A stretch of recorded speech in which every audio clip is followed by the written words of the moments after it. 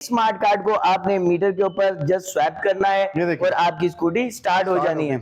Scooty आप once again आपने smart card को मीटर पे लगाना है, ये यहीं से लॉक भी होगी, स्टार्ट भी होगी, ऑफ भी होगी। Fully operated with NFC smart card access. अब आपको ये तमाम कीज और रिमोट हैंडल करने की, कैरी करने की बिल्कुल भी जरूरत नहीं लेकिन है। इसको संभाल के भी रखना है आपने, ये भी एक जी, शर्त है। हम आपको 2 कार्ड्स देंगे।